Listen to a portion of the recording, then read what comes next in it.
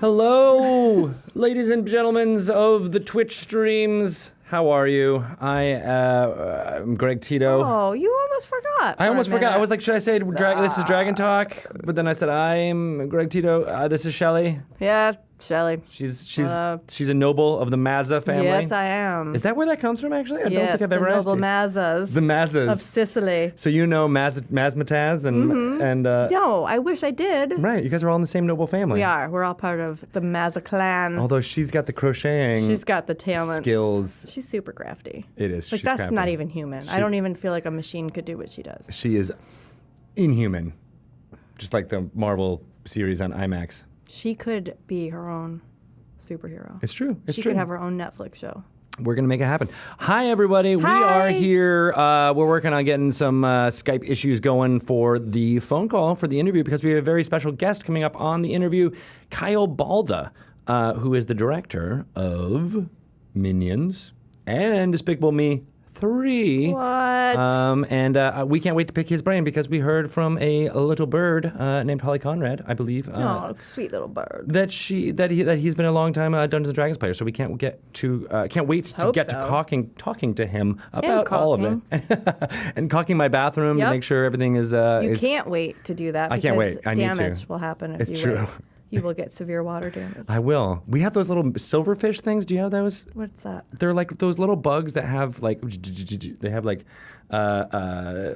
lots of hairs on them. They look really gross, but they're kind of harmless insects, except that they are like all in my bathroom, and I don't like it. No. Yeah, it's nasty. Apparently, there's like no way to get rid of them other than like just caulking up every hole in your bathroom so they don't. Caulk it up. Caulk it up.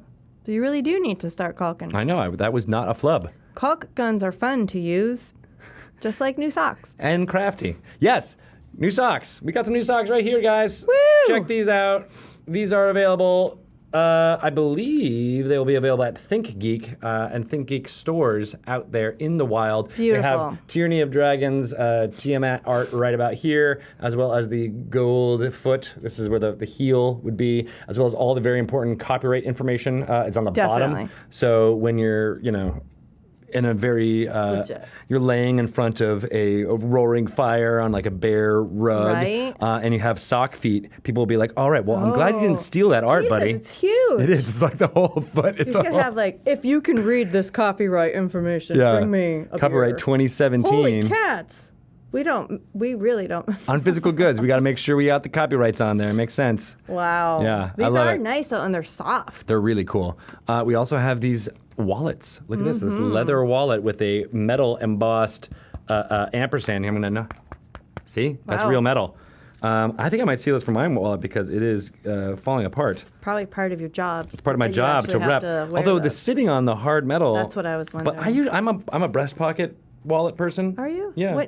When do you ever have a breast pocket? Well, I tend to have jackets that have breast pocket Oh, for it's that in your reason. jacket. Yeah. Or like even in my hoodie, I'll put it in there. I don't like keeping it in my back pocket in general. You look funny. Because you can't sit down. No. You can, I always wondered that about guys. Well, that's why they say you end up going to the you should be going to chiropractors because you're always uneven. Because I'm on the side, right? Like I'm leaning forward. So we'll be talking through all of that fun announcements going forward. But we're also going to have an interview at 3 p.m. today with Kevin Wilson, who's the lead designer of this Tomb of Annihilation board game we got here. Fancy. How are we going on Skype there, Ryan? We're good? All right, rather than keep Mr. Ryan Balda waiting, Kyle. I said Kyle, right? Ryan. Ryan Marth. Ryan on the Kyle brain. Balda, Kevin Wilson. All right, good. I got all the names, even though they're all right in here in front of me. I had to actually read them. Who's Pelham? He's this guy. He's just this guy. I'm gonna start recording. That's wise. All right, so we're going to call up Kyle and get right into the interviews, and we'll do our intro afterwards, which you guys may or may not be able to see on the Twitch. So, hi, how do you guys? Just want to make sure we get started. We'll talk more to you guys as we go forward. So, ready to call whenever you are, Ryan.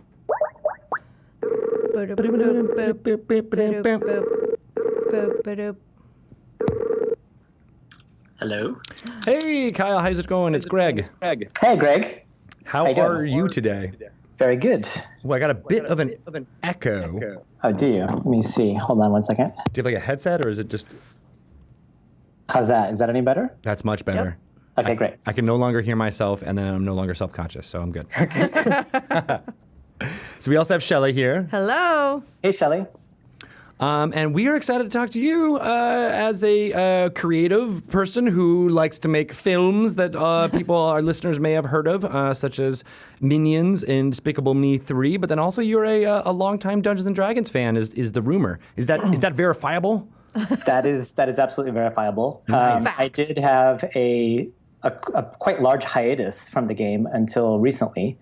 But I played for years and years in my youth and just rediscovered the game earlier this year, actually. Oh, no way. Cool. Oh, how did that happen? The rediscovery. The rediscovery happened because I just moved back to the States from Paris, where I'd been living for the past 15 years. And my son lives in Phoenix, and so this allows us to get together more frequently. And him and his girlfriend and I were just walking on Venice Beach, and just out of the blue, he said, "Hey, do you want to play Dungeons and Dragons?"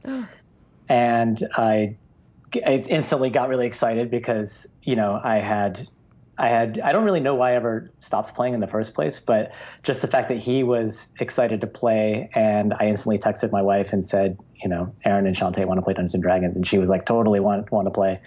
And so, it was a little bit in the moment to kind of get everything together and start playing right then and there. But I started to, I ordered the books again and started looking into it and getting ready for a month later when they were going to come visit again. And that was just kind of mind blowing to see how the game had evolved since I had played because the last time I played, I was about maybe 15 or 16 years old. Mm-hmm. And so I basically got the new books and had seen like how all the new artwork and just how far the game has grown, but still kind of because there was nobody in my immediate circle that I could play with. Right. So I was just trying to get a handle on it's been years since I played, and I started listening to podcasts and started looking up what would be a good first level adventure to DM these guys on. And I hadn't DM'd in so long, so I was a little bit, nervous about that. Right. And I got into, I got the Village of Hamlet is what we started with. Oh, that's a good starting point. Yeah. Yeah. And it was really interesting because, just trying to get a handle again on like how DMing worked. I listened to a lot of the playthroughs on the GG No Re podcast. Those guys did Hamlet, and just listening to how they did it. And the thing that was really just awesome about it was when we finally all got together to play, how we played 2 nights in a row, about 4 hours each night, and just how immersed we all got into contributing into making this story. And like nobody was checking their phones, and nobody was doing anything but just completely, in present time what we were doing. So we had a blast. That is super cool. There's so many things you mentioned in that thing that I want to ask questions about. I know. So like taking notes. Paris for 15 years. Right. Definitely back to that. Your son's girlfriend's name is the god of the harvest in the Forgotten Realms, Shantae. Awesome. I didn't even pick up on that. Right, yeah, and then I want to learn more about how you started. Like, what was it like when you were playing as a teenager? And was this your son's first time playing? Yes. Okay. Yeah. And did he know that you had a history with D&D? I think he knew because he draws a lot as well, and we are always looking at what we draw together and talking about this sort of thing, and he knows that a lot of my drawing history comes from having played D&D and drawing my characters and the kinds of references that I have that inspired me to do animation. So I think he always knew that it was there. I don't really know what it was that got him to be interested in it. But they're on their way driving here right now from Phoenix, and so we'll have to ask him. Yeah. We'll do like a live call in from from I-40. Can you just text him real quick? Make sure he doesn't write you back when he's driving. But so let's go back to the beginning. When did you start playing Dungeons and Dragons? You said you were a teenager, and was it always art, or was I'd love to figure out always DM or how you got started. Yeah, when I first got into it, it really came from when I was really little. Whenever I was in a library for whatever reason, I'd have to be in a library for, because I wasn't very academic as a youngster. I always just used to love to draw. So I would just instantly go to the mythology section and just pull out Greek mythology books and just look at the pictures. Yeah. And that stuff just really inspired me so much. And I would do things like, I was really into knights and chivalry, and I would make, for Halloween, I would make suits of armor out of duct tape and cardboard, and so I was really already into this world without having known about D&D yet. I used to, as I was always drawing a lot. I think it's funny because there was a cinema close to my house, and during the summer months, I would go over there and I would ask if I could draw advertisements for popcorn and Coca-Cola and stuff in order to get into the movie theater for free. Oh, that's cool. And, good idea. Yeah, I'm sure they were just being very nice to me to let me in, but I would just go and sit and just watch movies nonstop. And that's when I saw Ralph Bakshi's Lord of the Rings and the Clash of the Titans, and all these movies that just kind of echoed back to me all the stuff that I loved. And at the mall, the local mall, there was it was a hobby store called the Hobby Bench. And they had this huge, amazing train set in the front of the store, which would just instantly pull you in. And then when you went in the back, that's when I started seeing the D&D books. And I had no idea what they were, but the images on the covers of the books really spoke to me. Yeah. And so I got these books. I got the red box for Christmas. And I think I also got the player's handbook, and I was like fantastic in these dice, and looking at the 4-sided dice and trying to figure out how does this thing work. And then, but I didn't know how to play. I was kind of not so clear, and there wasn't anyone around to play with.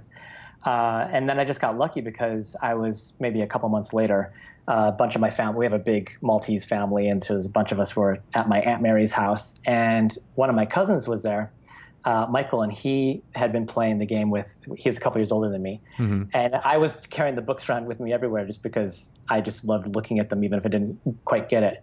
And then he just said, "Oh, do you want to play right now? If you got all the stuff." And no way. He let me play. He had a paladin, which instantly I loved because that David Sutherland image of a paladin in hell in the old player's handbook, that just like really caught my imagination. And so I was like, yes, I want to play a paladin. So he had a paladin named Scorch. He's like, okay, you can play Scorch and I'll DM you. And we just did this like theater of imagination thing. I had no idea what was happening. He just started telling me what was going on. And then I was like, oh, okay. And I started to like tell him I go left or right inside this dungeon. And then I remember I had to fight these like giant frogs at some point. And it was then suddenly, his parents were leaving the party and he had to go. But I at least got a taste of what it was like. And from that point, I was hooked. Nice. And then I just started finding friends at school that were into it. I had a friend, old friend, Philip Simon, who was a latchkey kid. And so he would, have like a couple hours at home waiting for his mom to come home from her job. And him and I just started like a little campaign. We played, he was the DM. We kind of went back and forth, but we played through Queen of the Demon Web Pits and Tomb of Horrors, and I just got super hooked on draw elves and drawing Lolth all the time, and like you do when you're like that age. Nice. Yeah, she's still for me like one of my favorite D&D villains. But so that was like early 80s then? God, that had to be like early 80s something. It was right before. That was back when I lived in Phoenix, before I moved to Tucson for high school. Got it. And when you move, that's one of the I've been reading on the Reddits like how that's just these moving stories about people who have campaigns and then they move and it's like then they have to find their community again. Right. And I got lucky because in my art school, in my art class in high school, I was sitting next to this guy named Darren Davis who just could draw just amazingly well and just was a huge inspiration for me to kind of cultivate my drawing. And what he did was he was drawing comic strips of the D&D campaign he was playing with his friends. And he was really, I don't know if you guys know Dave Sims' comic called Cerebus. No, I've never heard of that. No. Yeah, it's about an aardvark kind of sword and sorcery aardvark kind of anthropomorphic. Really cool, just black and white artwork. And he would draw those guys a lot. And he would, he kind of got me into drawing more in the fantasy type of thing. But, very cool. But yeah, he was, that was a big part of it. I also used to, when I was in high school, I was like living just outside of my school district. So I could take the school bus as far as home, as I could, which is this other mall, and then wait for my dad to pick me up. And I would get like $1 every day to play video games at the local arcade. And then as soon as that money ran out, I would just, start drawing, in my spare time. And one day I walked into the arcade and all these kids were around this one video game machine, like something had shifted, in the whole arcade consciousness or something. And I walked in and what was this? And it was the video game Dragon's Lair. I knew it. I had a feeling. Had come out. Yeah, and that was like, this is everything's coming together. This is Dungeons and Dragons. This is drawing. This is animation. This is, Yeah. And it wasn't really gaming. It was, there was some light gaming to it, but it was very much like a participatory story that you could, have a success for failure. For those kids who don't know what Dragon's Lair is, who are listening on the Twitches, it was like a pre-video game in a way. It was like you had to kind of just memorize your way through these maze of dungeons. But the animations were so incredible that, I would just be putting quarter after quarter, just trying to get a little further in the game just to see what was going to happen. And it was played on a laser disc, if I remember correctly, too. So it was like laser disc. Yeah, because it was movie quality animation. Wow. In a stand-up video game cabinet. That's why you had crowds of people watching, like in your arcade, was cool. Because it was like watching an animated movie. And the guy died a lot because if you didn't do it right, there was like these funny, dying animations. The deaths were like the best part, just all the creative different ways like he could like fall into lava or be eaten by a dragon or something. Well, if you're gonna die, maybe fun. Go with a bang. Yeah, for sure.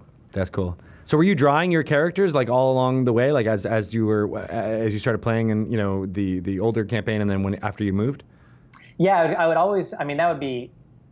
When I wasn't playing with a group, I would just be rolling up characters and then drawing them. Oh, okay. And just to kind of be in the game and to like try different things out and just to have an excuse to draw. And occasionally doing little mini comic books. None of this stuff, unfortunately, that I no longer have. Oh, that's too bad. But it was. I definitely helped cultivate me, getting more interested in drawing and animation. That's cool. Yeah. You mentioned you had a Maltese family. I don't know much about the culture of Malta. Does that figure into this at all? Well, Malta is a very tiny little island off the coast of Sicily. Mm-hmm. It's a sovereign state. Has its own language. It is connected with the whole legend of the Maltese Falcon and all that. There's only like 450,000 Maltese people in the world, if I'm correct on that. In the world, so not just even so it hasn't spread too far beyond that island. No, yeah, it's very tiny, humble island. But yeah, my mother was from there, and her family moved over to the States probably in the 50s. Mm. Did you ever go back? Big transition. Yeah, I have been back. Yeah, I've been back a few times, especially as I was living in Paris. It wasn't too far away, so. Nice. So were you struck by, were there castles and things like that felt like, at home in a D&D campaign? Absolutely. Valletta, which is the capital of Malta, it's a fortified city, right on the water. So there's like these amazing walls just jetting out of the water. And then there's like, some battlements and all that kind of stuff. So it's, and then you have like really old, Neolithic, is that the right word? The kind of like Stonehenge type of druid formations all over the island. Really, really ancient stuff. So yeah, there's definitely a lot of good setting. It was also one of the locations for Game of Thrones in the first season. When there's that like archway kind of rock by the sea. That's Malta. Cool. Yeah. And so then when did you move to? So I imagine when you stopped playing D&D like around high school, college age ish. Yeah, the last campaign I was involved in was the guy at the arcade that I was hanging out all the time. One of the guys who was working there, his name was Lon, and he noticed my drawings. We started talking, and he's like, "Well, I play D&D," and he was just a couple years older than me, and we started playing Dungeons and Dragons in the food court at the mall, and he ran me through Ravenloft, and that was the first time because he really got into doing the voices and everything, and I was like, whoa, this is like theater. This is, and he was really great at it. And we had to stop. He had to go on his mission. He was a Mormon and he had to go to South America. So no way. I had no idea that Mormons had to do that at the time. So I was trying to just wrap my head around that he was going to go to South America for 2 years. But I think that was the last memory that I had of playing, and then my son proposed it. That's crazy. Yeah. So that was a way to go out in a bang, though, having a Ravenloft and a theatrical experience. Yeah. It's just because that's my wife and I've been DMing her through Curse of Strahd for the past couple months. Oh, nice. And, when I read the introduction that Tracy Hickman wrote about story being a part of about the setting, and that was the first taste that I got of that. And then you can just see how Dungeons and Dragons is it's storytelling, and it's so related to filmmaking and directing and DMing are really, there's a lot of crossover, I think, between those two things. I would imagine. Now, were you a DM when you were in high school, or were you always the player? It was like kind of going back and forth. Oh, and okay. all of our, my friends and I were just taking turns, but it's definitely, when I was preparing to play with my son and like watching dice camera action and things like this, and just seeing how people were doing it, and just how it definitely is on a level that I only started to experience with Ravenloft, when I was younger, of like total immersion, getting into characters and all this kind of stuff. Well, it's entertainment now. I mean, like just from, you've already mentioned a lot of people who are streaming it or podcasting it, but D&D is entertainment for the masses now. Yeah. Yeah, and it sounds like you cut your teeth on, what your later job would be by imagining these stories in your teens there. Yeah, and I'm convinced now that, aspiring screenwriters should play Dungeons and Dragons. It's just a way to exercise that storytelling muscle. Can we take that quote and blaze it on every Dungeons and Dragons book? Want to be a screenwriter? Play D&D. Yeah. And directing, too, because directing and DMing are similar. It's so similar. I mean, it's real time. It's like making a movie is like a studio musician, like studio bands, and playing Dungeons and Dragons is like being a live band, where everything's happening right there. And it's improv theater, too, because you have to, one of the things when you're in a story meeting, when we're trying to pitch out ideas about which direction the story can go and trying to come up with gags or whatever, there's this rule that I like to follow, which is an improv rule of, don't say no to anything, just run with any idea.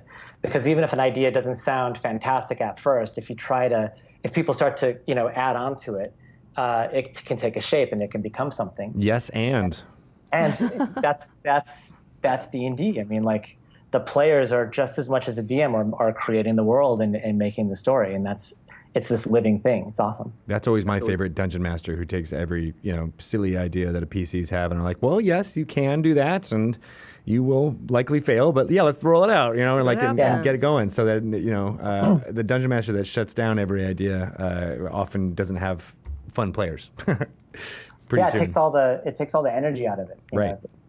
Yeah. So how did you, become an animator and then a director? Let's see. Having drawn all the time, like I was drawing very illustratively, like rendering, like trying to use color and shading and stuff like this. And I was a fan of animated movies. And this is, kind of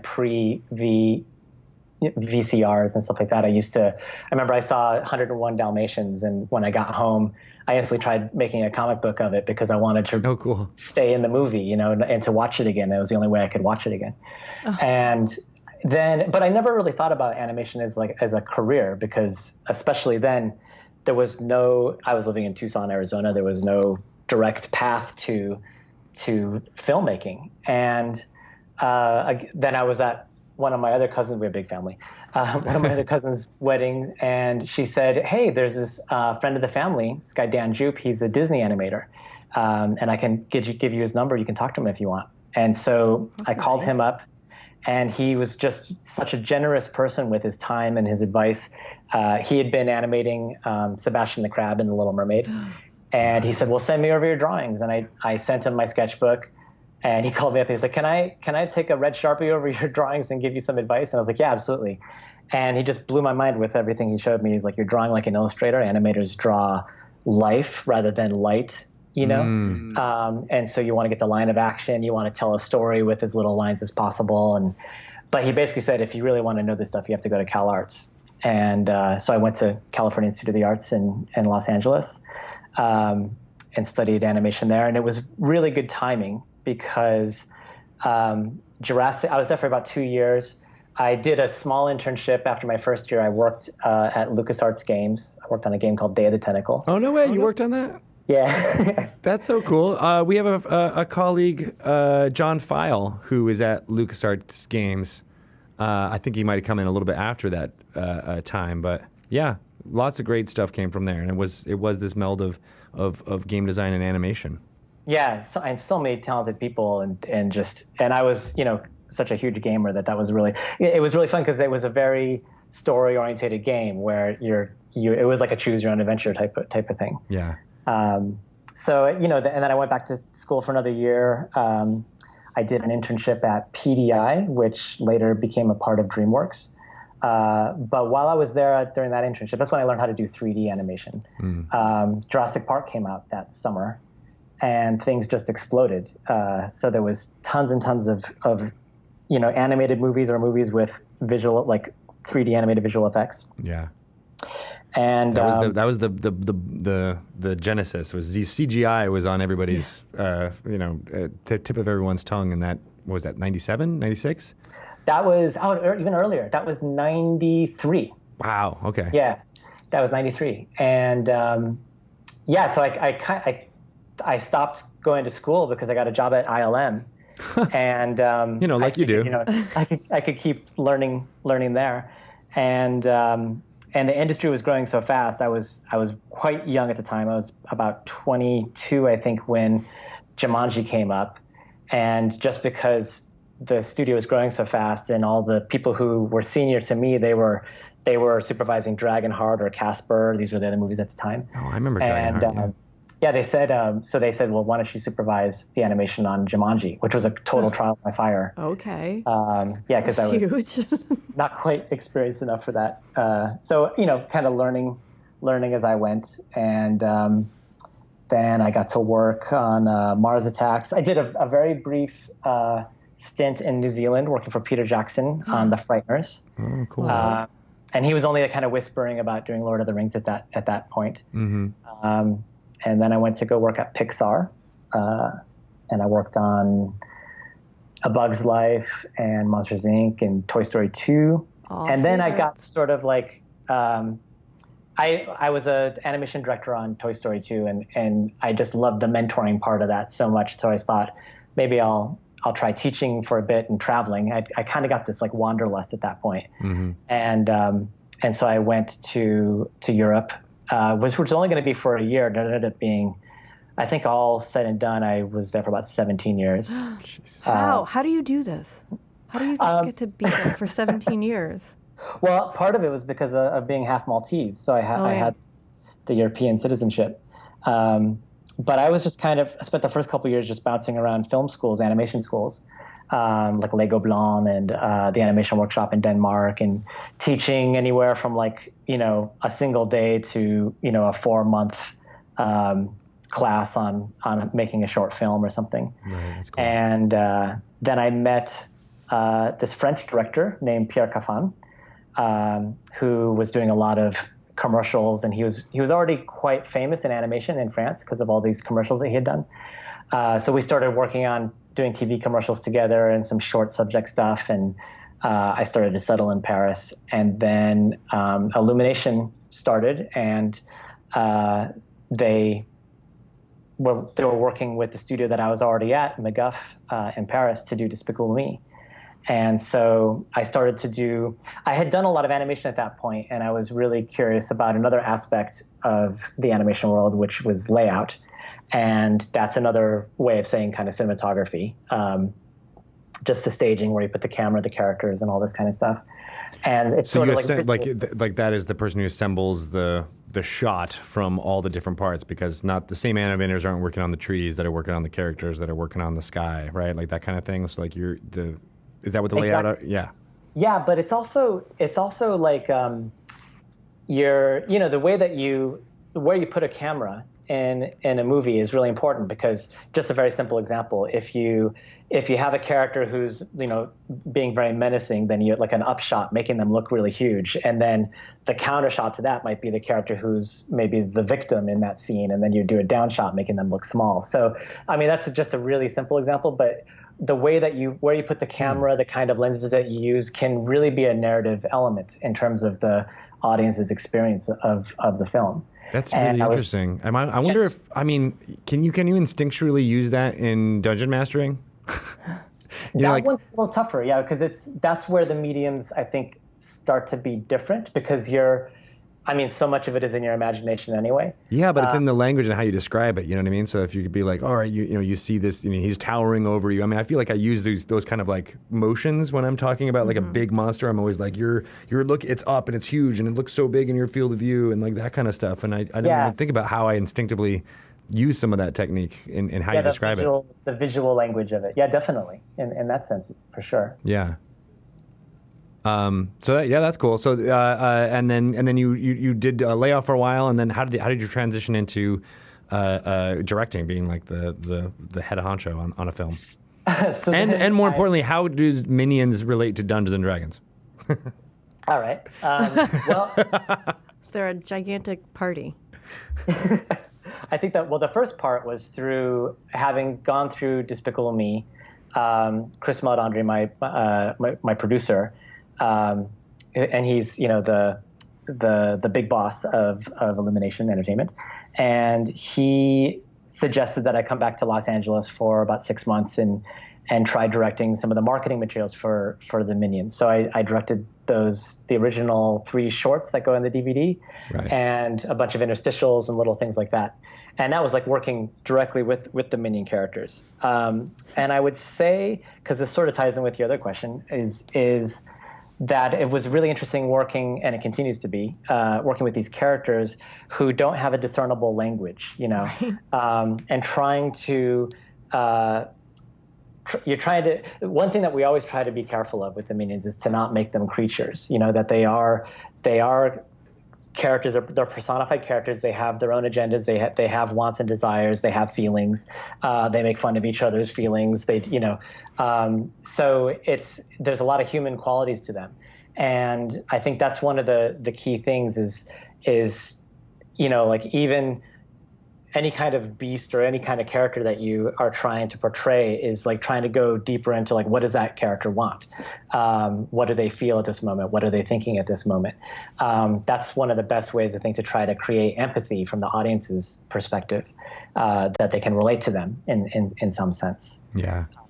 So I did that. And then when that wrapped up, the Lorax was already happening, and I came back and he gave me a chance to be co-director on Lorax, and then that led to Minions, where I worked again with Pierre, my longtime friend and co-director, and Pierre does the voices of the Minions, by the way. He does? Yeah. All of them?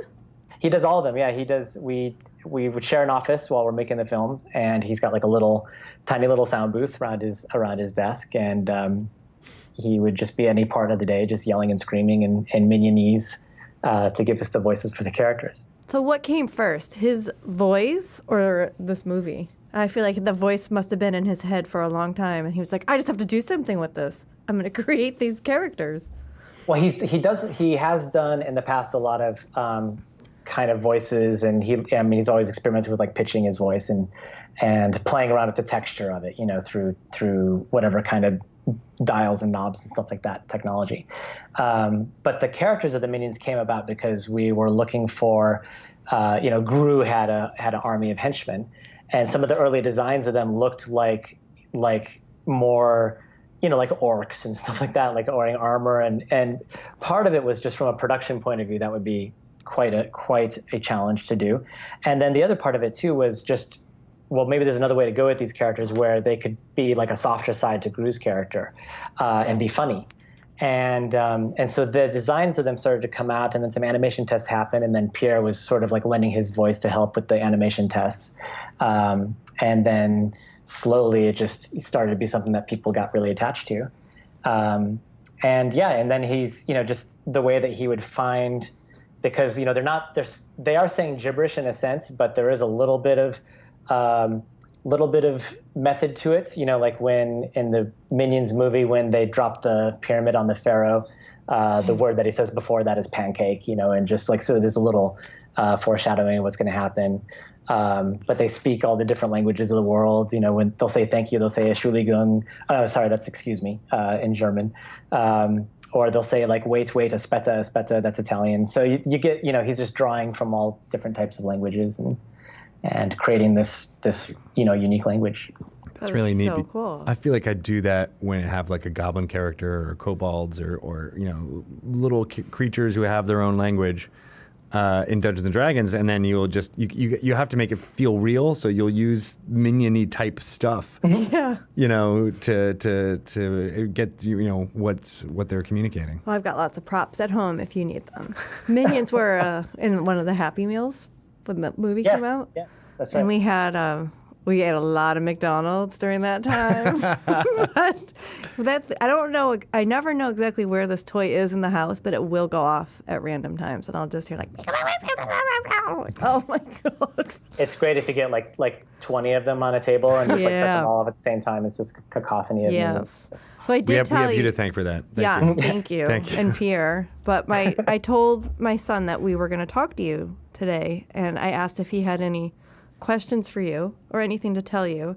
Okay. And he wanted to say, hello, good job, bananas, and I like your voice. So I don't know that he fully understands your role in the movie. But That's on you. That's, you got to teach I him. didn't My creative explain voice. it. Yeah. It was hard to explain. But you can pass part of that on to Pierre anyway. Yeah, you can tell Pierre. Yeah, definitely. I will, with pleasure, and tell him hello back. Okay, I will. He'll be very excited. Yeah. It's been a big part. First, I was carpooling with Shelly for a while, and there was a banana in the back seat. Yes. And I just said banana. Banana. And so I've been, which sounds weird when I say it out loud, but I've been I the know. banana man to He's your the son banana man. for years. Every time we talk about Mr. Greg, he always goes, banana. So you're a minion in his eyes. Exactly. Yep. Yeah, I'm a big why he yellow likes guy. Or a little yellow guy with, yeah.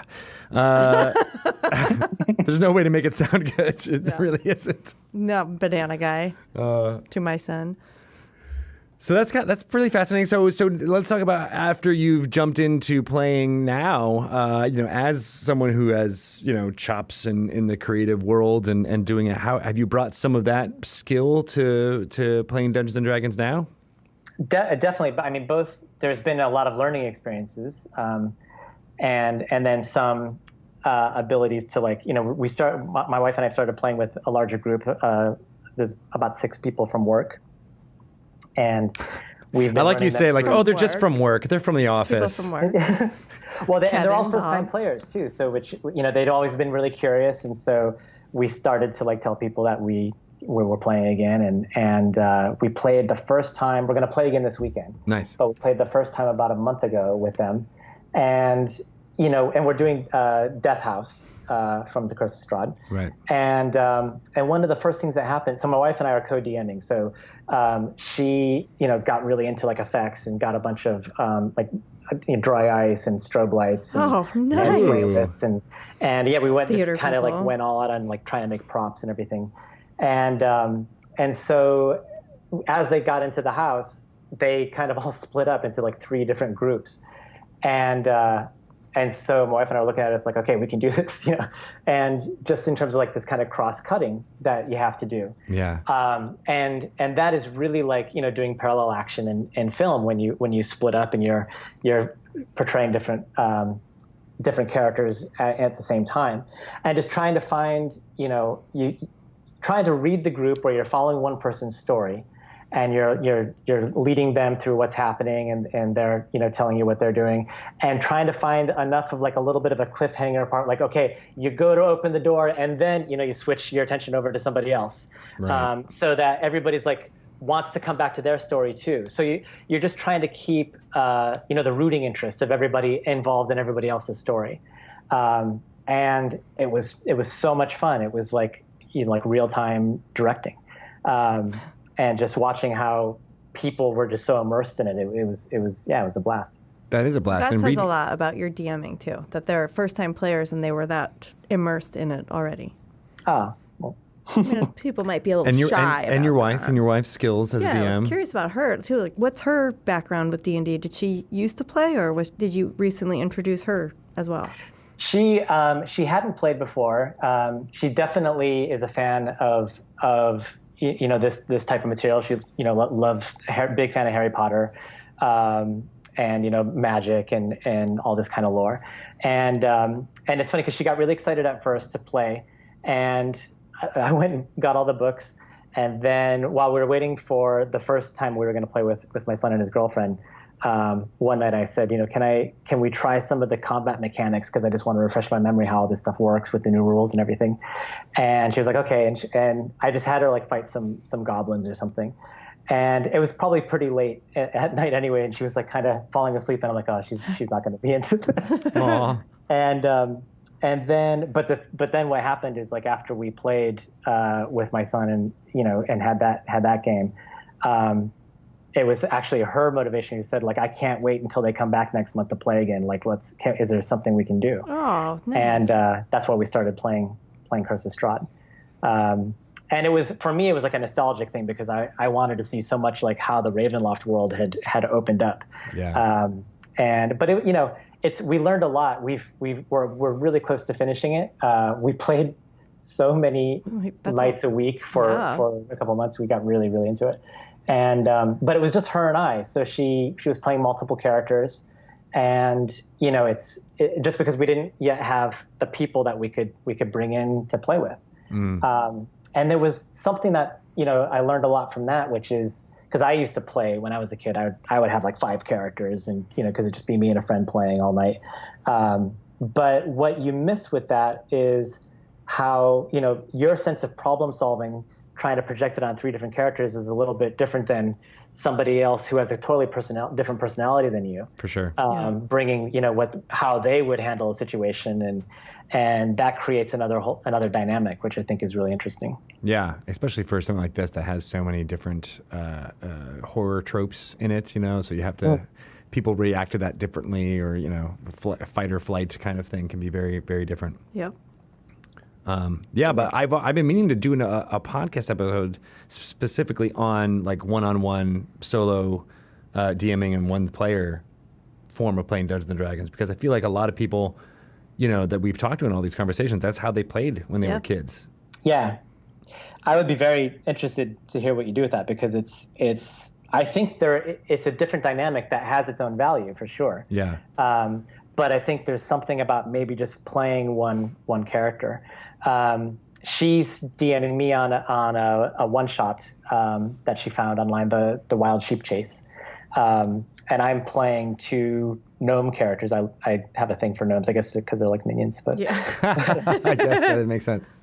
But I'm playing two gnome characters, and I'm playing them as a married couple, so they sort of finish each other's sentences and things like that. So in my head, they're like different sides of the same character in some way. Oh, that's cute. But that's maybe another way to go. Do you think all of these characters that you're creating and playing might give you fodder for a project, in the future? Like a D&D Minions movie? Is that what you're pitching? Or it doesn't have to be D&D. It could just be like this married couple we could see in a future project, right? Or some kind of semblance of. Absolutely. I mean, there's so much. It is very fertile ground for coming up with ideas and seeing what things work and seeing what doesn't work. I mean, that's one of the things in the film industry. Like as you get close to the end of the film, you do some audience screenings, and you kind of just take a temperature on how people are receiving this. And more than anything, just being in the room with other people watching a movie, you instantly see what's working and what's not working, and you still have some time to go make adjustments. But that's happening in real time with you, with a group where you can see how they're relating to the characters that you're playing. Or, just one example is, while my wife was in Curse of Strahd and she was on the road, in Barovia, and there was like an intersection or like a T, where the road kind of veers off to the right. Right. And she was kind of hanging out there for a while. So I rolled for random encounters, and what came up was this trinket that she found. And what was interesting is that in her mind, she married the trinket to where that road goes off. So she thought there was something to do with that. And for me, I was like, oh, wow, this is okay. I'm going to have to follow up on this because, to try to integrate it into the story when it actually has nothing to do with the story. But what you learn really quickly is that would have been different if she had found that trinket where there wasn't a choice to be made. Right. Because then she wouldn't have associated it with whatever choice there was. And so you can see in real time what the audience's point of view is on this story that you're telling. And it's just so valuable. That's fascinating. Yeah. Now, were the folks that you're playing this Curse of Strahd with, when you said they are from work, are they actually from Illumination? Yeah, most of them are. And some of them are a couple of them are friends who work outside the industry. Nice. And it's funny because we wanted to do Death House just to see how they would like it. And they're all in. They just totally want to go all the way with it and do the whole Curse of Strahd. So that was nice feedback because we're having a great time with them. So it'll be fun to do that. That is sweet. Planting more seeds in the entertainment industry. Seriously. How do you and your wife handle co-DMing? What's that like? She's sort of in charge of ambience. Okay. And obviously with the dry ice and with the dry ice. She's kind of nailing it, I have to say. The mood lighting. Yeah, it's. I mean, like the best part about it. At one point, one of our players just kind of broke character and just said, "I don't know about the rest of you guys, but I'm really scared." and everybody else was like, "I'm terrified right now." And that's awesome. It's amazing. But yeah, so I kind of I have the front line with the characters in terms of like telling them what's happening or like But then whenever they encounter multiple, like when they encounter an NPC, Janet will do she'll do the women and I'll do the men, and so we play that way, and so and it's funny because then we play off of each other and then we interact with them and. But it's definitely great that we have each other during this because with the number of people involved, and I would say that I consider myself a beginner DM again just because it had been so long since I had done it. Mm-hmm. So. That's cool. Yeah, I didn't even think about that because that is one of the downfalls when you're solo DMing is if you can't really role play a conversation between NPCs in front of the group very well. Yeah. Right. Or you try to end it as quickly as possible because it feels, exactly. Sock puppets. Yeah, I should get some sock puppets. That's the best way to do it. Throw my voice, get some ventriloquism. We got socks right here. here. Socks. We'll make it.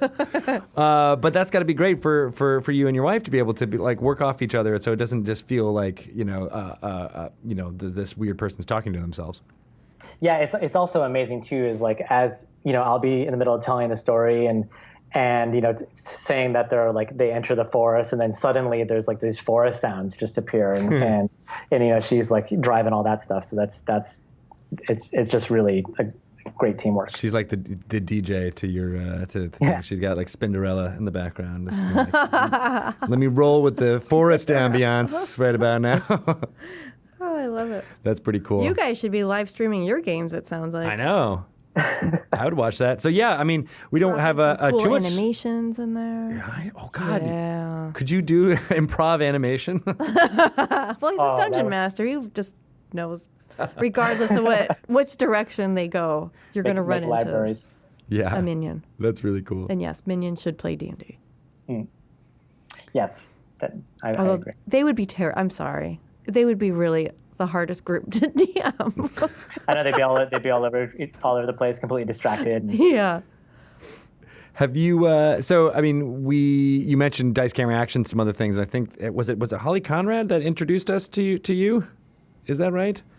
Through Ross Donovan, is that correct? I feel like that's where we found out that you were a D&D aficionado. Oh, okay. Well, I'm not sure what happened after. I wrote to Chris Perkins and just say, like, amazing. What D&D has become is just really cool, and that I had rediscovered the game, and just kind of thanked him for the inspiration. And then he suggested that we talk. Nice. So yeah, have you been watching a lot of the streaming? Has that been a part of your rebirth in this fandom here? Specifically for Curse of Strahd, just to kind of to get ideas, and then I'm trying not to watch anything else because I'm hoping that I can play again in some other campaign, and so I don't want to know too much about what's happening yet in some of the other things like Tomb of Annihilation and things like that. Oh, that makes sense. Yeah. Would you ever consider broadcasting your game? Because it sounds pretty amazing with the dry ice and the strobe lights. Like I feel like that's a level of production quality that not many people have been able to bring to a Twitch stream. Yep. Yeah, it's absolutely. I mean, I'd be open to it. It's still a new world for me. So it's something I'm discovering. Even just like how people are live streaming their games and that sort of thing. So yeah. But yeah, definitely. It's new for us too. I mean, it's been a trend for the last like 5 years. It's been growing, but it's been an amazing way to get people to understand what Dungeons & Dragons is without having people like you and your wife to be like, hey, we'll show you how to play the game. It's a nice way for people to. You still don't get it unless you actually play, I don't think, but like it's an easier way to learn than just picking up a book and figuring it out from that. It's also amazing that people can play remotely. Some of the games that I've seen, there's somebody in Australia and someone in San Diego and somebody in Scotland, and it's like, wow, how did these people even find each other? It's amazing. So and you can play with your son in Phoenix now. That's true. Exactly. Yeah, it's going to be great. Cool. I love that he seems like he's following in your footsteps. Does he want to go into animation as well? He's doing animation. He does, but he does a little bit more like motion graphics and stuff. He works doing projections at nightclubs. And, so he does very kind of hip and cool motion graphics, less narrative type stuff. Cool. Sweet. Well, man, I feel like we could talk to you forever, but we got to wrap it up. Where can people find out about, you? And obviously, I don't know. Do you have a Twitter account? I was looking for it earlier today and I couldn't find it. So apologies. I have a Twitter account that I kind of basically just use to see what other people are doing. Oh, okay. So maybe that was you. Yeah, I'm not much of a poster. So yeah, I have a Twitter account which I think is just Kyle Balda. But there's nothing there about putting stuff up. Yeah. Nice. Well, anything you want to plug or point people at, other than of course Despicable Me 3 and Minions and all the other amazing projects that you mentioned on this so far. No, just to say, thanks for having me on. It's really great for me to be meeting again the D&D community and seeing what it's become. So this is a real pleasure to talk to you guys. Awesome. Yeah, it was nice to talk to you too. Yeah, it was great talking to you. I love the level of creativity you're bringing to the hobby already. So thank your wife too. Yeah. Yeah, it's been very very inspiring. And your son and his girlfriend for getting you on planting this. the seed. Yeah. Definitely. Yeah, I owe them a lot. All right, thanks a lot, Kyle. We'll talk to you soon. Thank you. Thanks, guys. Bye-bye. Bye-bye. Bye. He's amazing. Amazing. I want to play in that Seems so campaign. Humble. He's just like, this is what I do for my job. I know. I've made all of these crazy movies. Oh yeah, Monsters Inc., Toy Story 2, just a few. Was there anything that he listed that you weren't like, oh yeah, I love that movie. Oh, I love that movie. Oh, my kids love that movie. Every one of them. Every single one. Yep. Yeah, that's pretty cool. Yep. And that he's all had these, these tendrils of Dungeons and Dragons storytelling through all of them. And I love that, like how when people discover D&D, either rediscover or discover for the first time, they just dive in. They're just in. Yeah. He just did a ton of research. Him and his wife are already through Curse of Strahd. I know. Or almost all the way through it. Props to his wife, who's like, let's go right all in. We need to get her on this. I don't want to do this once a month. I want to do it all the time. Yeah, and here's some dry ice. And here's some dry ice. I'm kind of obsessed with this. Dry ice solves all marital problems, I've found. Have dry ice? Right? Just around us. We could make this stream a little fancier. It's not that expensive. Colin, can we get some dry ice, please? I mean, you got to have gloves when you handle it and things. We'll get him gloves. I did a dry ice for a short movie I did where we Did you? because it was supposed to be like a mad scientist thing, and so we got this delivery of dry ice from the dry ice company, and I put it in stuff. I want to do it. Yeah, I mean, it's fun. I like the area rug. I think that's cool. Can you guys even see the area rug? But I feel like they can feels- see it through us, through through our our- actions and our feelings, Exactly and the right. dead light that's coming from it. What did they say it was? The bounce light? The bouncing, but something was dead. Was it dead? Something I don't think was it dead. Dead light. Oh, no, It was dead sound. dead in the it's sound. Dead in the sound. Right. Dead Sound LLC. Right? Working it up. That's where we make it all happen. All right, so what can we do for people who want to like games? Should we tell them about where they can follow things and find out more? If you like games. Do you like games out there, podcast listeners? Do you like board games? You can follow Avalon Hill on Twitter, Avalon Hill 2, the number 2. Or find Avalon Hill on Facebook. And I can tell that people, either from this podcast or they got their copies of Betrayal at Baldur's Gate and they see the little follow us on the box. Because we're getting like a ton of new followers. Oh, that's awesome. So, You got I mean, lots a of ton, like a handful. But. I'm just going to say, you got some exciting news coming up. People should be following all of your feeds. In the next month or so, there might be some droppings of newses. It's time for me to vague podcast again. We're vague Oh, casting. you guys, there's something so good coming. Yeah, exactly. Maybe even 2 things. Just throwing that out there. Might be. You guys should, if you're interested in board games, check out Tomb of Annihilation, the board game from our friends WizKids, designed with some help from the Dungeons & Dragons team, all about what's happening here, several scenarios. We'll be talking to the designer of that next week on Dragon Talk or in the next hour. Or if you're watching us or even sooner. online. So you can continue to take this in podcast form. We got 2 episodes coming a week for the rest of 2018. What? Yeah, 2 episodes a week. We got so many interviews. We got to get them out faster. It's happening. But if you want to watch live on Mondays, 2 p.m. to 5 p.m. Pacific time on twitch.tv/DND, we record these all in front of you, the viewers. It is fun and amazing at all times. Well, except when Shelly's not here. Then it's just that's annoying. sad. And there's a lot of like grating of sound, you chalkboard have- sounds. Well, we do have a Sarah to hang out with, so that's cool. You can follow me. I'm at Greg Tito. If you want to find out about the game that we've been talking about here, you can go to DungeonsandDragons.com to find out all about the products and other things that we've got coming down the pipe. And of course, follow us on Twitter at Wizards_DND for all of the latest stuff there. So Yeah, I do think it. that's the ending announcements that we're going to get to right now. All right. Let's close it up. You want to close up the bag? Wait, what was the catchphrase? I'm supposed open the bag again. May you always roll with advantage. Oh, you have a catchphrase? Something like that, right? Is that bad? I thought it was going to be banana. Banana advantage to you out into the world. Thank you guys. We'll be back next week. Bye-bye. Bye-bye. Do you want to record our intro to that right now? So we got it in the can? Yeah. What do you guys think about that? Yeah? Are you already recording? Do you want to record? Have you recorded any of this? No? Okay. Are we just talking into the void? How are you guys doing on the Twitch Did you take chat? notes, Pelham? Because Ryan didn't record any of this. Thank you so much. Not Jez for subscribing with Twitch Prime. You're a good person. Wow. Yeah. Awesome. Oh, and thanks, Joe Hills, for saying that was a really good interview. Hey, thanks. I'm gonna say thank you, but it was mostly Shelley's very insightful questions that made it happen. I think it was Quinn, really, It was really Quinn who really brought it around. who said, good job. Good job. I thought he was gonna say like poop or something like that. He didn't. I This know, time. right? That's so against his type. He called me a butthole the other day, though. And you just had to laugh, right? You're like, yeah, that's a good. I one. turned my head and then I was like, do not ever call me that. Ever. But then you're like, that's my son. But that's pretty funny. Don't call me that in public. Are we actually recording? Can we record the intro? Recording. Record the intro. Hey. All right. You get ready? You ready for this? You want Yeah. to fire it up? Woo. Welcome to Dragon Talk. How's it going? This is an official Dungeons & Dragons podcast. My name is Greg Tito, and I'm joined by Shelly, Mazanoble. Beep, boop. the Maltese noble. Are you foreshadowing? Oh, were you foreshadowing? Yes, exactly. You are the Falcon. I wish I was. That would be so cool. That would be pretty cool.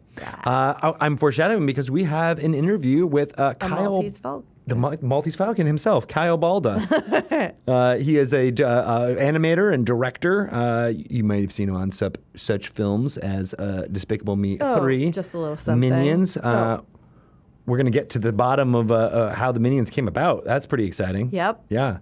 We're recording this intro after we've done the interview, so we already know what's going to happen. We know things. It's and Joe Hill said it's a really good interview. It's going to blow minds. No, he didn't say that, but I'm extrapolating. That's what he would say, that it would blow minds. He did say it was a good interview. I don't want to put words in his mouth. You're all good. But before we get to that, we're going to have a segment, and then I'm going to do a little bit of announcements. Should we do some announcements? Oh, it wouldn't be a podcast without Greg Tito shilling his announcements. So I'm not even going to talk about Tomb of Annihilation anymore because people have it. They're already playing it. And they probably already died. They love it. It's great. It's out everywhere. It's in D&D Beyond, Roll20, and Fantasy Grounds. Tomb of Annihilation, though? There's the Tomb of Annihilation board game, which is available in game stores. That is the biggest box. It is the D&D Adventure System game. They all have that same size box, the same height. You really have to clear some space. It's got all the miniatures that you need in it. There's two versions. There's the premium version as well as the standard version. The standard version has minis that are all one color. You can paint yourself. Which are still cool. The premium are all painted ones. It comes at a little bit of a higher price point, but you get tons of minis in there. You so don't if have to paint your own mini. If you're just looking to stock up for your Tomb of Annihilation game or D&D in general, that's not a bad way to do it. Plus, you get to play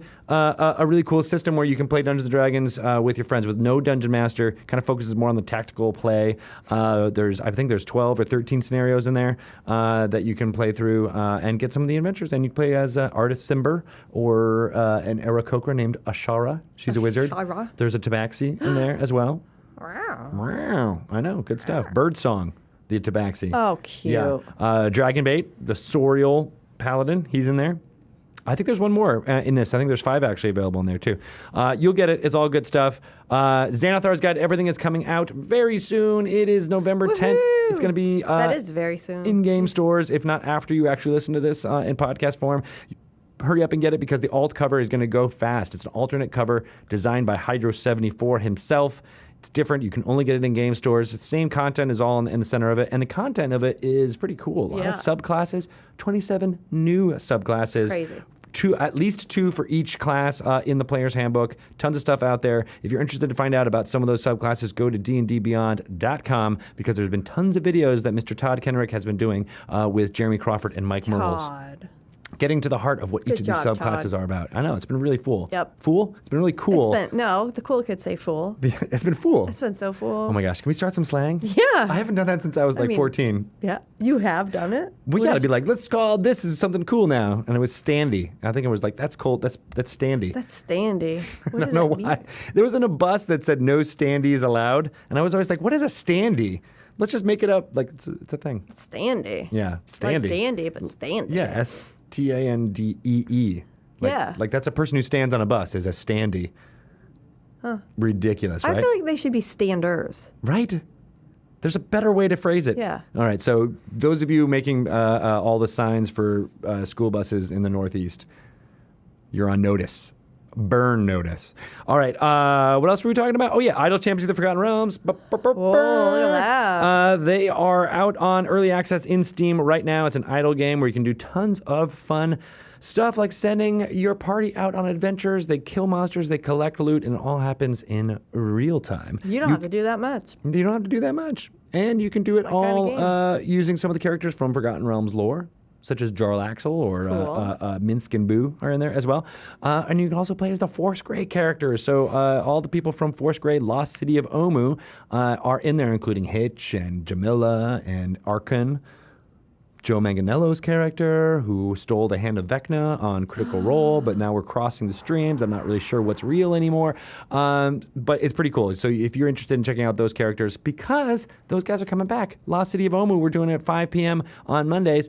And we're going to do a special show in New York City, November 18th. Oh, my goodness. It's going to be 4 hours of Dungeons & Dragons play. Matt Mercer is coming back from his honeymoon to play in Brooklyn, New York with these guys. Unfortunately, Brian Posehn won't be able to be there, but the entire other cast will be there, and maybe some guests. It'll be really fun. So mark your calendars, November 18th, if you're in the New York area, 3 p.m. Eastern time there. It's going to be pretty cool. You should check it out. Find out more information on the Dungeons & Dragons website where you can buy tickets. We'll get you all the links that you will possibly need. And you can also follow our Twitter feed, which is at Wizards_DND. You'll get all the information for that show there. And we'll be dropping more and more as it's coming out. Also, Tales from Candlekeep, Tomb of Annihilation. We mentioned this board game. Yep. There's a digital version of this board game out on Steam right now. It is pretty awesome. It's a single-player experience that has tons of replayability. You can go through all the scenarios in there, including more scenarios. I think up to 29 is what Fred from BCom told me when I interviewed him on here. What? Lots of scenarios, and they change up in difficulty, so you can replay them, get better loot, get better stuff. There's a crafting mechanic that's not in the base game. Crafting? Yeah, you can make your own like weapons and items and stuff. I don't know, pretty cool, right? And then there's treasure chests you can also get in there, and traps, as well as leveling up your character as you progress through it. So tons of fun. It gets that idea of a tactical grid-based game that you can play by yourself in Steam, on the PC. So I suggest you go check it out. It's called Tales from Candlekeep, Tomb of Annihilation. If it continues to sell really well, which it has been already, they might do some of the other adventure system games, so like Castle Ravenloft, which comes up a lot in this interview, Wrath of Ashardalon, as well as, there's 4 of them. There's Tomb of Annihilation. Legend of Drizzt. Legend of Drizzt was one I was forgetting. Wrath of Ashardalon. Castle Ravenloft. Temple of Elemental Evil. Temple of Elemental Evil. That's right. So this would be the 5th one. So hopefully if you go out and get it on Steam right now, you'll be able to get a lot of that money churning, and they'll be able to develop all the other ones too, which I think would be really cool. So go check that out. Again, it's Tales from Candlekeep, Tomb of Annihilation. They are available on Twitter at Tales Candlekeep, and they're always doing streaming here on the D&D channel, so you should check them out for that too. Extra Life is coming up November 3rd and 4th. We're going to be playing lots of Dungeons & Dragons for all of you. It's going to be cool. It's going to be full. It's going to be full. Standy? Standy. Right, so it's going to start off November 3rd from Game Hole Con in Madison, Wisconsin. Mike Merles is going to be dungeon mastering some people from the D&D team, as well as Satine and Rudy. Lots of fun things from Azar Con. I'm just saying Satine and Rudy like you know who they are, but everybody knows who they are. They're good stuff. They're stream on our channel on Tuesday nights at 6 p.m. and Wednesday nights at 6 p.m. They got a new shows coming up. I'm going to talk to you about those in a little bit. But on November 4th, it's going to be lots of people playing here in the Dungeons & Dragons office here in Wizards. We'll be throwing it to Encounter Roleplay. Wills and Sid will be playing. Lauren Urban will be dungeon mastering from here. I'm playing in there in that game. Fun. And then Sean Woods is going to be dungeon mastering. He's a concept artist. I didn't know he was a dungeon master. Does a lot of the art for Forest Grey as well as our books. So he's dungeon mastering. He's already created his own flyer, of course, like you do. Like artists do. They're so good. Yep. We are getting really close to going above all of our thresholds for raising stuff for Extra Life, and as we get up higher and higher, we'll be unlocking more stuff from Xanathar's Guide to Everything that you can check out. But a cool way to get stuff, get that number up higher, as well as getting some cool content, is to buy the Tortle package on Dungeon Masters Guild. It is a way to play as a Tortle through D&D Adventurers League. It's totally legal, all under that. And it details the life cycle of the Tortles, as well as their settlement on the southern end of the peninsula of Chult. It's good stuff. It's only $10. All of the money that would go towards Wizards of the Coast from that is going towards Extra Life. And Extra Life all supports Seattle Children's Hospital and children's hospitals across the country and the world. So it's for the kids, man. It's for the kids. I have an Extra Life page. Go check it out. It's at, I think you can search for Greg Tito just on Extra Life. But I periodically link it on my Twitter, so you can check it out there. I'm at Greg Tito. Raising lots of money there. And then I think a lot of other people also have their own pages. And if you want to play Dungeons & Dragons on November 4th, you can join the Dungeons & Dragons page and all contribute to all of the money that Dungeons & Dragons as a whole is going towards Extra Life, which is super cool. We also have the team, Magic the Gathering, who's getting lots of stuff. I participated in that a couple weeks ago. They played Magic as well as Dungeons & Dragons in their new setting of Ixalan, which is very similar to Chult and the jungles of things. Dinosaurs. I wonder how that happens all the time. But it does. And so they've got a lot of great initiatives up there too. And I think you might be able to buy some cool stuff or get some nice stuff sent to you if you follow them. There's also a shirt that's designed by Emmy. Emmy Tanji made a D&D Extra Life shirt that you can also purchase. I think it's $25. Pelham, you want to put a link into the chat as well for that? It's good stuff. And that's an easy way to rep your Dungeons & Dragons, crew. So what kinds of stuff are you giving away? What's your incentives for people to donate? Oh, so you can get, you can basically, say what the name of my character is, what the class or race Has someone combo taken of it that already? is. No, they haven't. Nobody has. They've just been I might donating. do So that. nobody's called out. So if you want to call out and make, shape the character that I'm going to play on November 4th, you need to get in there and claim it right now. I might do that. Do it. Do it for the kids. Yeah. It's good stuff.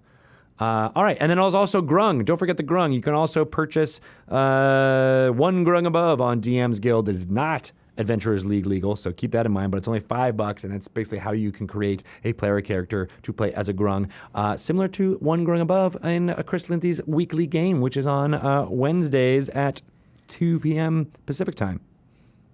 He checks while looking. Yes, it is.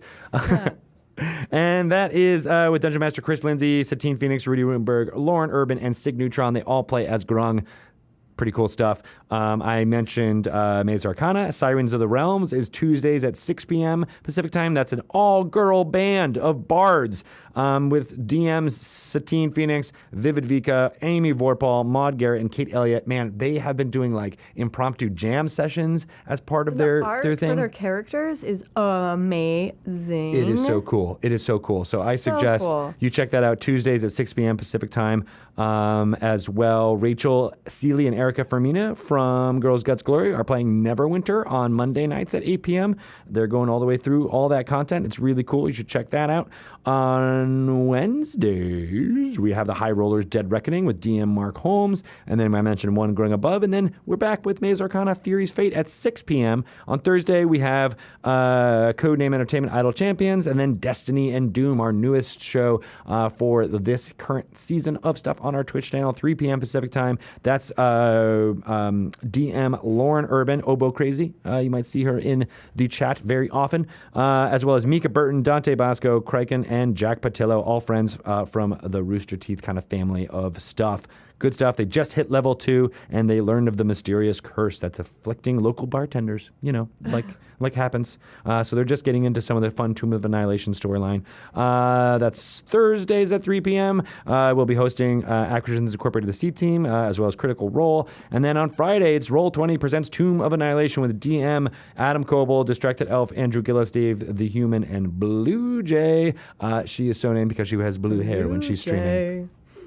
And then, of course, as I mentioned, 5 p.m. Pacific time, Tales from Candlekeep will be playing through their Tomb of Annihilation adventure system game, if you want to check that out. Saturdays, we got Encounter Roleplay, Learn by Play, Dungeon Master Will Jones, and Sid Shields, who we spoke to a couple... We know them. Yeah, just a couple... God, that was just last week, wasn't it? Yeah. Yeah. They've aged so much since then. Right? They're a week older.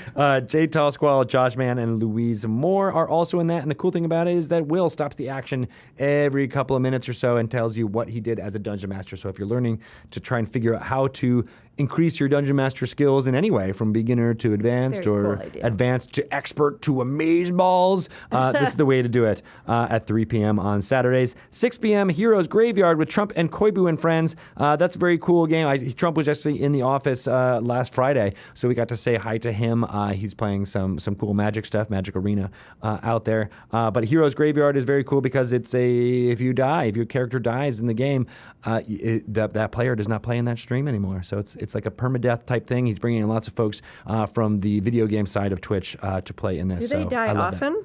Is it like a meat grinder? Perhaps, yes, they're definitely playing meat grinder mode, so it's quite lethal. But I like that because it's churn. You get more people in there. Yeah. It's good stuff. And then Sunday, we like to host our Maze Arcana Orphan Echo friends. That's them playing in Eberron, sanctioned by Keith Baker, designer of Eberron. And then, of course, 3 p.m. Pacific time, the streaming of Girls Guts Glory is happening there. That's with Dungeon Master Kelly D'Angelo, new Dungeon Master. Kellen Coleman is a new player. And, of course, Kimberly Kim Hidalgo is playing in that as well, too. So good stuff. A lot of the same folks from the last incarnation of Girls Guts Glory in there, and they're having tons of fun when the Twitch servers are working. We'll just leave it at that. All right, guys. I think that's everything I'm going to shill for us today. So we should get right to our amazing segment. You want to listen to that segment? Yes. Do you want to bang it up? Bing, bong. Bing, bong. Alrighty. How are you guys doing? Jeez, that was a lot. I know. I was talking really fast there for a while. That was, I feel like I need to get it in. I don't feel like you need to say all of that. You don't? Do you guys think I need to say all of that? No? It's so much. Everybody? There is like so much. There's a lot of stuff there.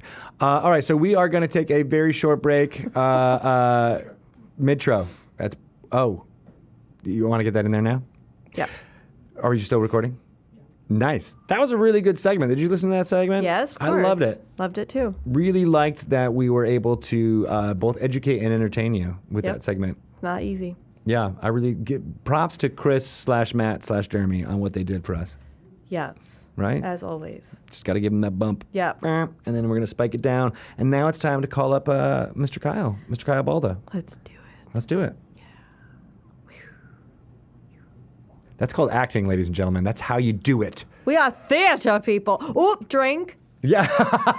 Isn't there a drink? Isn't there a drinking game now? Do they do it while they're watching us live, or is it hope just when they so. listen to it on the podcast? I hope Let's they do make it sure we every get it in there. time. As always, we're really far behind, but we're going to take Theater. a quick break. We're only going to do like 4 minutes, like a 4-minute break. We're going to get started back up here at 3:25 and call up our next guest, which is Kevin Wilson. Does that make sense? Yep. Yeah? Yep. How are you guys in the Twitches? Does that make sense to you guys?